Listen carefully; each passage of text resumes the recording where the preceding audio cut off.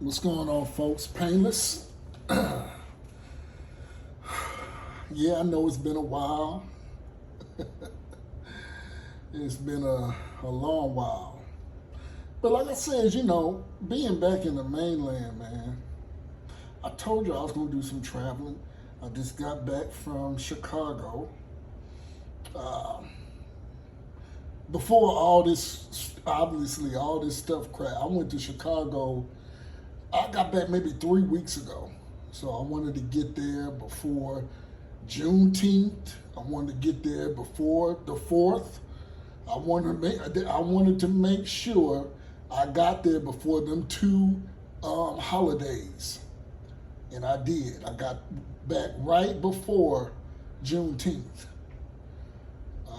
So I mean, it was nice. It was cool. Um, a lot of great places to eat. I gained a little bit of, a couple pounds, but I didn't shed that off. And I'm getting ready to go to Panama City here in a couple weeks. And then that's it. That's about it for your boy as far as traveling for this summer and all that. Uh, but for you see the thumbnail now, a lot has been going on. And aside from traveling, I haven't been really motivated to do anything in terms of content. I don't think I've done anything since Will slapped the hell out of Chris Rock. I don't recollect, but it's not really been in me. Um, I think I talked about this brother on that I discovered on YouTube called Ask Nathaniel, and some of his interesting outlooks on black men and women. And some of it that I agree with, some of it I have to, you know, head scratches. But nevertheless, it's some information. There's some stuff I can listen to as I'm driving down the interstate, just wanting to hear something interesting. But Roe v. Wade. I would say this: the quote unquote left have been taking numerous L's politically, and I want to tie all that in with in the so-called black community, man. Living back on the mainland, uh, black folks, man. Especially down here in the South, especially where I'm at in Middle Tennessee. Middle Tennessee to me is what I would call the New South. You still have that old white conservative guard, but now you have an influx of liberals. You have an influx of people from New York, California, uh, Ohio. You got a lot of people from Detroit up down here, and you run into a lot of white people they're really not trying to, they're trying to find their way in the South. So you got a lot of fake liberal wannabe rednecks. I wouldn't say rednecks, conservatives out here. And what do you mean by that, Painless? What I mean by that is these people have come from places that I just mentioned, but just to get in, to fit in, they attempt to have this conservative mask on, and this is that's why I call it the New South. You see a lot of white men. I see a lot of black women out here with guys, and I'm like, you let him get on top of you? And I mean, decent. And what I've always discovered, and what I've always summed up and put a finger on and imagine when I talk to these sisters that say that they don't mind dealing with other men, is always the well, y'all brothers don't know how to, y'all be cutting up. And I see, and when I hear shit like that, and let me say this isn't no manosphere type of video or anything like that. Many of y'all know I've been talking like this for over a decade, okay? When I hear sisters talking about this, y'all be cutting up, and I take it, and then I look at the brothers out here. Because to me, men set the tone. You know, if you got a lot of do nothing ass Negroes out here, you're gonna have a lot of do nothing ass women out here.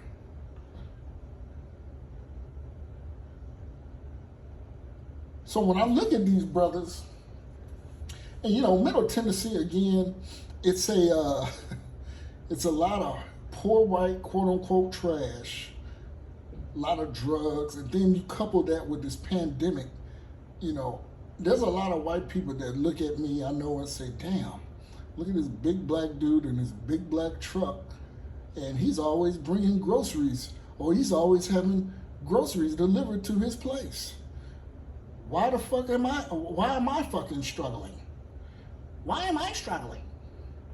What does he do? Why him? And I get those, I have gotten those looks before. I don't get them on a consistent basis, but I've gotten those looks. And I'm like, you don't need to know what the hell I do. I'm getting these goddamn groceries.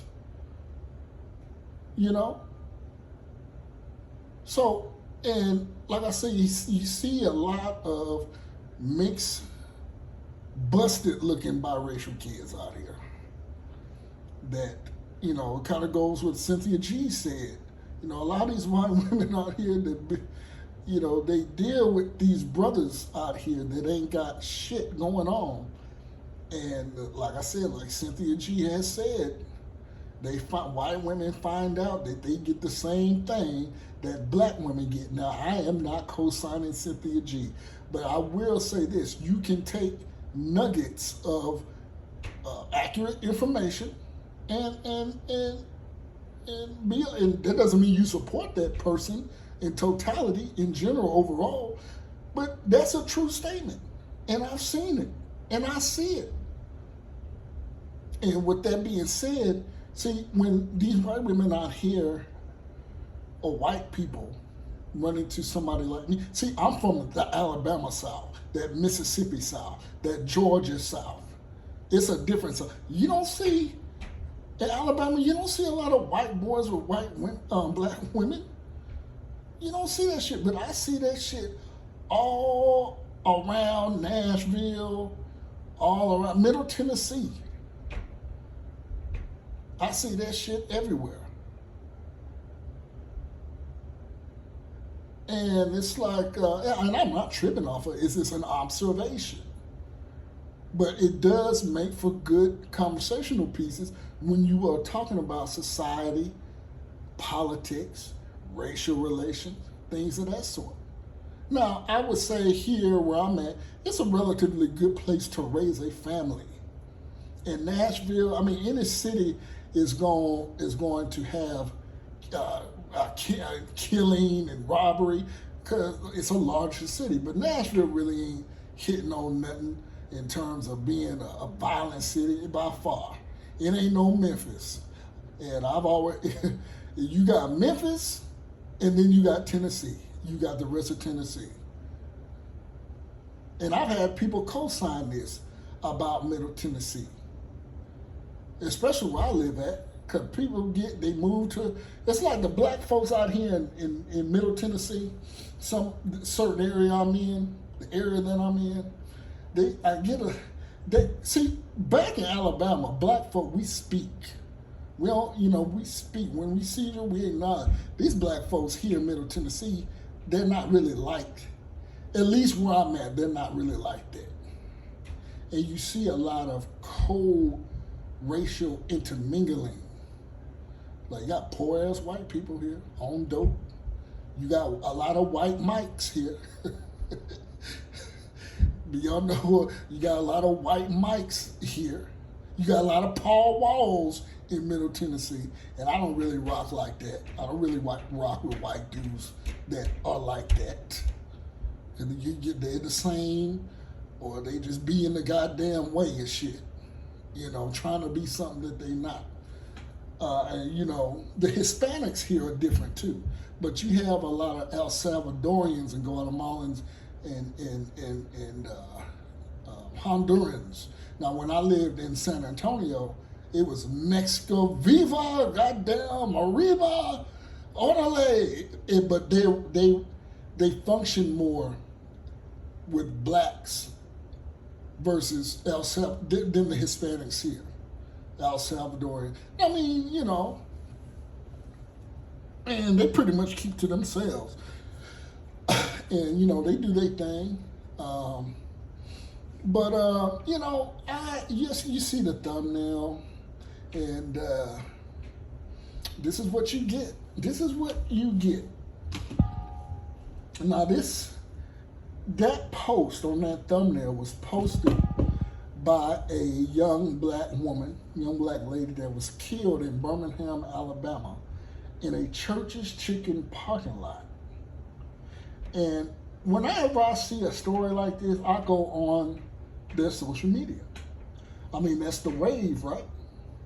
You go and check the social media. And this is one of the posts that, one of her last posts, Facebook posts that she posted. And, you know, when you start putting two and two together, see, this is, when people think of these black women, and yes, she was killed, unfortunately, you know, having children. But when I hear that these sisters are, you know, the media portrays them as innocent, you know, getting killed, you know, like that young lady up in New York, walking her daughter in a stroller, if I'm not mistaken, and killed in broad daylight. Well, let's examine, because character comes in, right? You know, I've talked about this to ad nauseum in the past, where you have a 16, 17-year-old young black male stretched out in a pine box because he's uninsured. The parents ain't got no goddamn life insurance. So they got to put him in a Izod shirt. They got to put him in a Izod button polo shirt, whatever type of damn jeans, some sunglasses, and that's all that. Not no suit. You know, not a nice pair of slacks and dress shirt and tie. No, they got to put this young guy in an LRG shirt. Because he ain't got no goddamn dress clothes. All he got is street clothes. Probably no man inside to say, hey man, this is how you tie a tie. A man should always have at least 2 suits. A young man should have a suit, some nice slacks, dress shoes, shirts, button-up dress shirts, couple ties. No, he didn't have that. He's in a goddamn LRG shirt with sunglasses on and a goddamn hat, a fitted cap. Well, parents, where you going with this? Well, I'm going to tell you where I'm going with this. See, this type of situation where these young black women are getting mowed down by jealous, thirsty, emotional simps, it's going to turn up more. And it highlights the relationship, you know, just how relationships are how they are in the so-called black community right now. You have overly aggressive women that like to bow up in men's faces. Men who are biologically men. Because a lot of these guys I see aren't men. And you have a lot of overly emotional, weak, young black men. And I'm talking about this is a societal, cultural American thing, a westernized thing as well. But I'm talking about the so-called black community at this moment. And this is what you have. Well, damn, Painless, you've been saying this shit for the last 13 damn years. Well, it's been going on. I mean, at least when I started, it's been going on for as long as I've been on YouTube. So therefore, I'm going to continue to talk about it. You always bring up, I mean, fools say, man, you always talk about the same shit. Well, the same shit keep going. But when I saw that sister's post, and this is just one post. I mean, there was some other more graphic, inflammatory posts. I believe, and I've said this about these young women, young black women. See, when you're posting these types of signaling posts, attention-grabbing posts, it tells me about your life. It tells me about your life. And what type of shit that you get yourself into. And I look at a lot of these stories with young black people, just black people in general. I'm like, God damn, brother, how the fuck did you end up in a situation like this? How did you let this happen to you? But then I say, a lot of people in the so-called black community, the situation, making proper, well thought out decisions is pretty non-existent in the so-called black community. A lot of shoot first, ask questions later mentality in the so-called black community. Yeah, Painless. Yeah, I've been saying that forever, but it is what it is. And this is how you get shot in the parking lot of a goddamn Church's Chicken. When you make, people who make posts, those, hey, look at me, posts, inflammatory. Here you have her talking about, well, if you fucking one of my dudes, I'm going to take all your niggas till I get tired. See, when you make inflammatory posts like that, and you have children, and you're making, and you're not making very good decisions, shit like this will happen to you. And I've talked about all the virtue signaling posts that a lot of women do, and then they end up getting canned. These type of, I talked about that story up in Pontiac, Michigan, maybe a year ago, where a young sister was killed, shot, and you sisters are getting shot.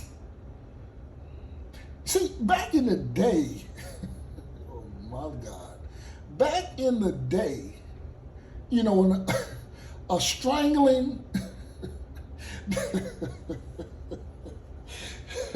not that I'm not condoning violence at all. What I'm saying, back in the day, sisters used to get strangled or cut or stabbed. You ladies are getting y'all's blank brains blown out. Somebody is so mad at you that they're putting guns to your head and blowing your heads off. You're getting shot up like niggas now. Like I said, back in the day, brothers, we have always been getting shot, stabbed, thrown in the trunk, thrown out of windows. Yeah, men, when men kill or watch that word. I hear guys saying, when men delete each other, yeah,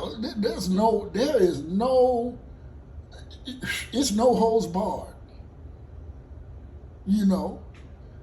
Men, we used to get medieval on each other. But you women, y'all are getting y'all are getting stepped on like dudes. And it's sad. But again, like I said, when you exhibit that as a woman, that masculine behavior, dudes is like, oh, she a nigga. So I'm gonna treat her like one. You know, women are getting ran up on in broad daylight and getting deleted like a dude, like you would expect a dude, like a gang member. You know, if you're a gang member, from my understanding back in the day, and you was a female dude, I mean, you had to be with the shits, I would suspect, for a dude to run up on you and delete you. Now, you women now that y'all want to be GDs, y'all want to be Hoovers and East Coast, and y'all want to be Fruit Town, Power Rules, VNG Bloods. Well, dudes are, but see again, women are deleting dudes as well too. So it's really no holds barred in the streets, you know, of Los Angeles, Oakland, Chicago, Detroit. There's Atlanta, you know. So there's confusion in that respect. Speaking of confusion, Roe v. Wade. Let's talk about Roe v. Wade.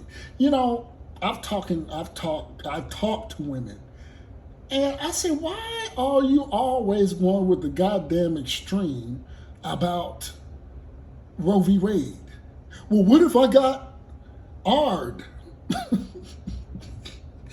I'm from London, you gotta be careful words you say, but I didn't think people fuck with me like that, you know, but whatever.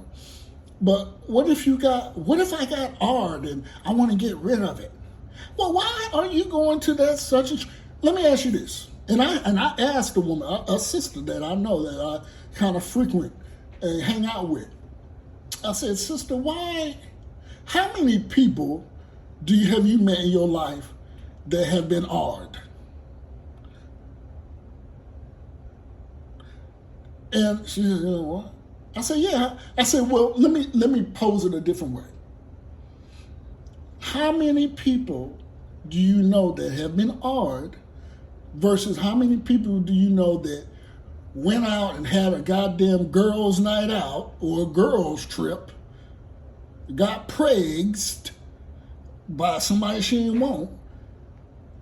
How many, in comparison, somebody who got R'd versus that situation, how many, she's gonna, and see, this is when you get disingenuous type of conversation. She gonna say, I know way more people that have been R'd. I say, you know more people that have been R'd than a woman make let some dude do the centipede on her and spray all up in between her legs. You know more people than that? Yeah. See, when you start, and this is the disingenuous of a lot of these proponents of Roe v. Wade. Really, essentially, it's just what that ruling did. It highlighted, and I've said this, and this is indirect victory for Trump. You know, people, the ghost of Donald Trump has struck. It struck.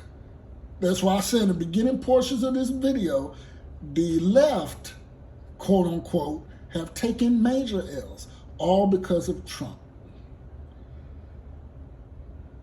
The installment of Kavanaugh and that last female woman conservative Supreme Court was his, pun intended, trump card.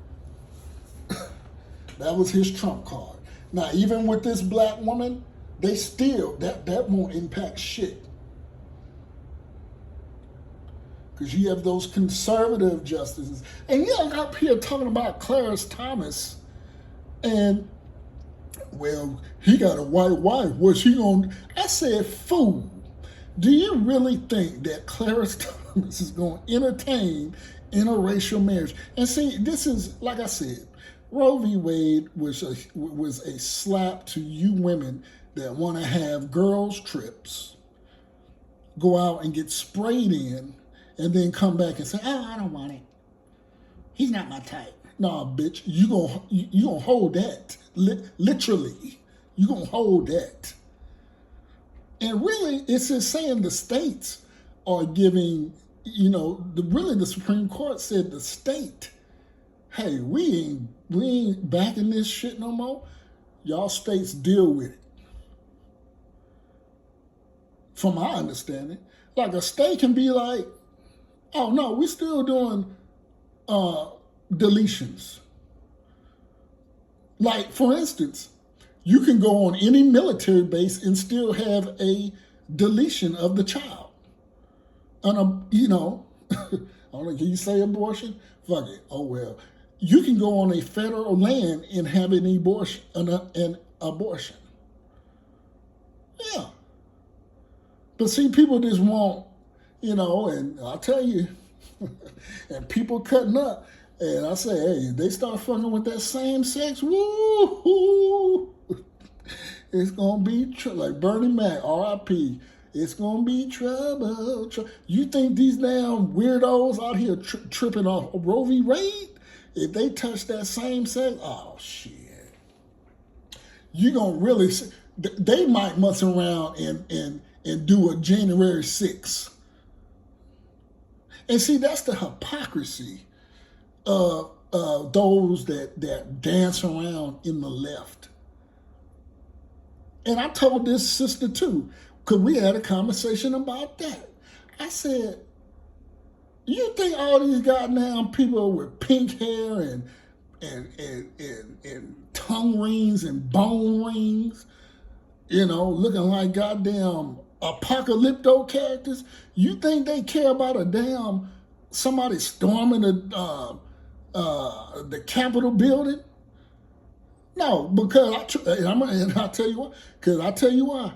If they were to touch that same sex shit, them motherfuckers will have all type of LGBT. They'll probably be spray painting the damn Capitol building. So don't sit up here and act like y'all have,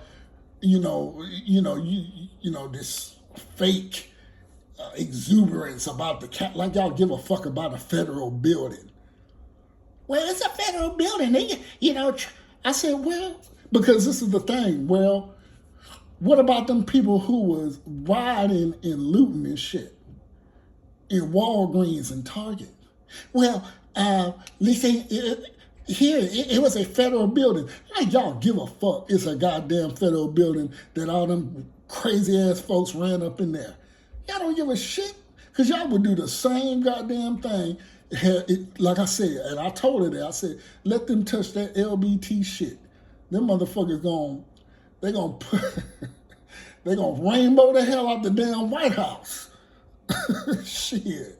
So don't act all high and mighty like y'all give a fuck about a federal building. Stop, miss me with that. Well, they raided a federal building. Man, and see,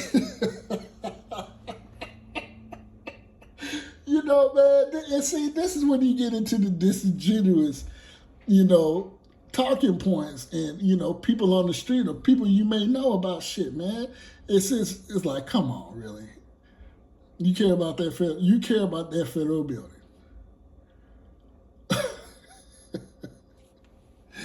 You know what I'm saying? So, and they keep trying to tie, like, nobody's watching this bullshit, this January 6th bullshit, except church Negroes and those on the left that ain't Uber driving or carrying up someone's groceries to the third floor.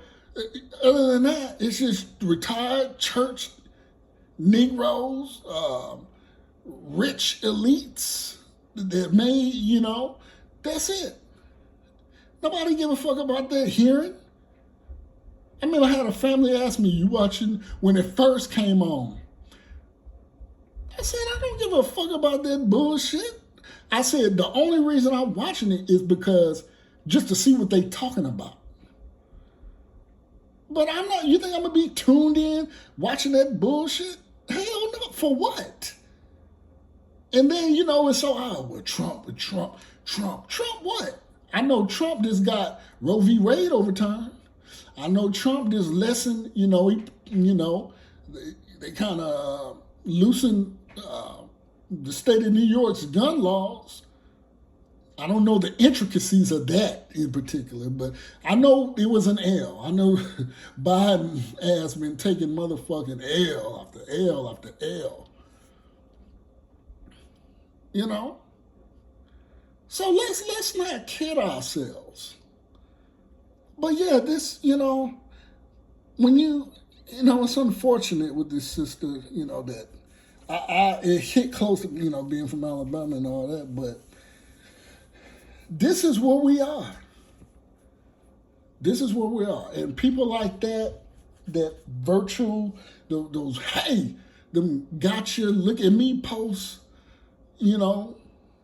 these are same ones that are talking about, well, it should be my woman's right to have an abortion. When goddamn well, I've done videos, countless videos in the past, that the most dangerous place for a black child is in a black woman's womb. Me and the late David Carroll have done piece after piece after piece after piece on this. Yeah, you got black women up here in positions of power, lobbying, damn near tripping and falling, and mad and gnarling and scratching at that it was overturned.